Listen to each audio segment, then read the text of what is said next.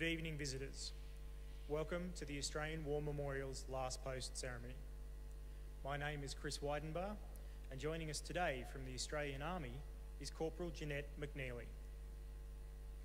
We are honoured to acknowledge General Joseph Aoun, Armed Forces Commander-in-Chief, Lebanon, Mrs. Namar Namart, Air Chief Marshal Mark Binskin, Chief of Defence Force, Australia, Mrs. Gita Binskin, and the accompanying delegation.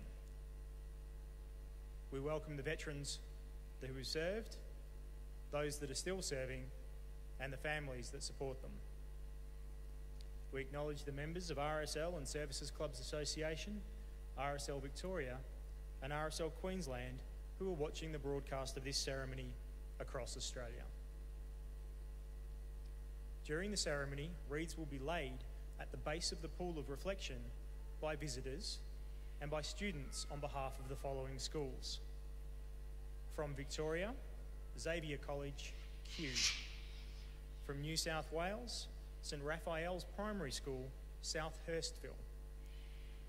And from Queensland, St Margaret's Anglican Girls' School, Ascot.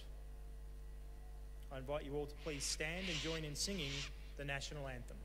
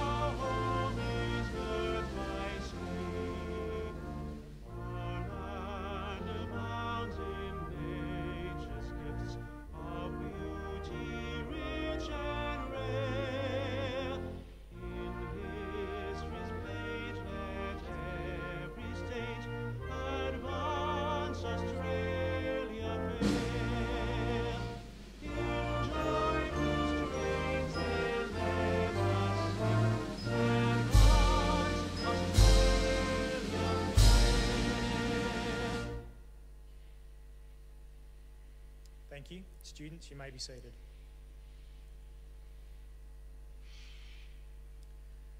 The Australian War Memorial was the vision of Charles Bean, Australia's First World War official historian. Bean landed with the Australian troops on Gallipoli and stayed with them at the front through to the end of the war. The idea of this national memorial and museum came to him at Pozières, France, in the depths of the bloody fighting of 1916. Bean's idea was that this would be a place where families and friends could mourn loved ones buried in faraway places. It would also be a place that could help all Australians understand what these men and women had endured and what they had done for us. Bean's vision, to which we remain true, is best expressed as inscribed in the entrance to the memorial's galleries. Here is their spirit, in the heart of the land they loved, and here we guard the record which they themselves made. Tonight we will read the story behind just one of those on the Roll of Honour, which lists the names of more than 102,000 men and women who have given their lives for us in war and operations for more than a century.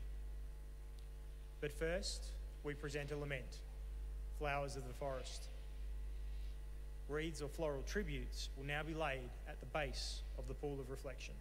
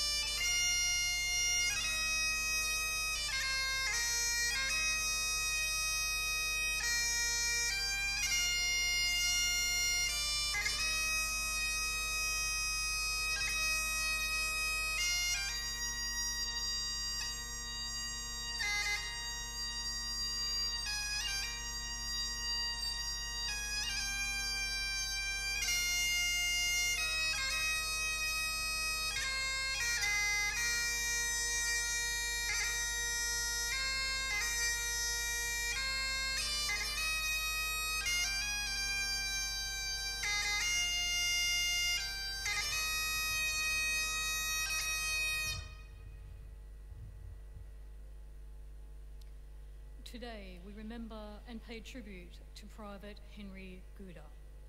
Henry Gooda was born in 1891 to Henry and Mary Ann Gooda of Warialda, New South Wales.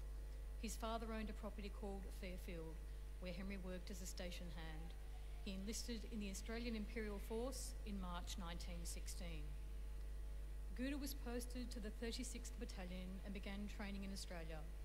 On the 13th of May 1916, he boarded the troop ship Beltana and travelled to England, joining the main force of the 36th Battalion, which was waiting to be sent to fight on the Western Front. After further training in England, the battalion departed for France in November 1916. A little over 2 weeks after arriving in France, the 36th Battalion had just come out of the front line in a quieter sector of the Western Front, but was providing working parties to go forward and assist engineers working near the front. The battalion's war diary records that 600 men were sent forward every day for 6 days, with only one man being killed in that whole time. That man was Private Henry Gooda.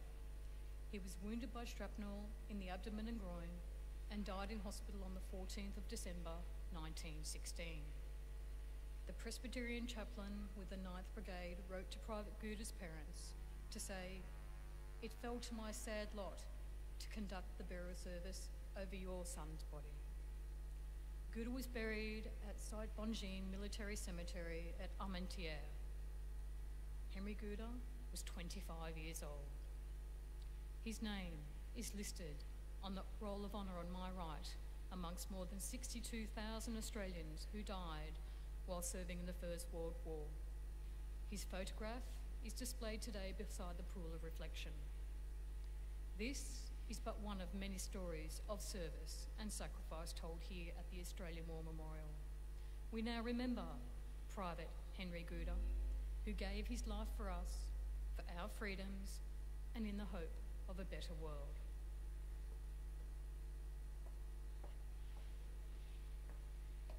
I invite you all to please stand for the reading of the ode and the sounding of the last post.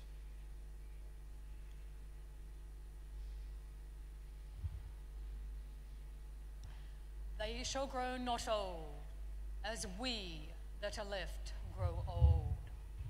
Age shall not weary them, nor the years condemn.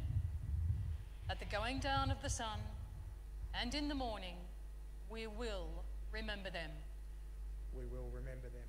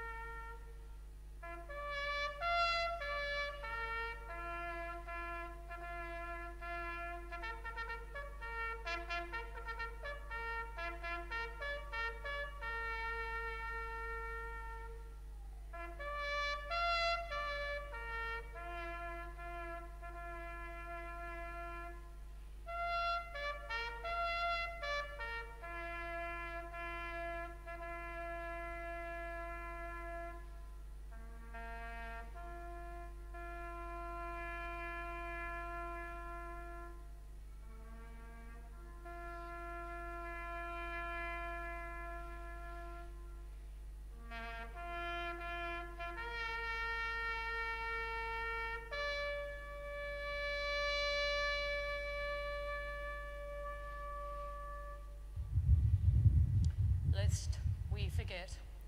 Lest we forget.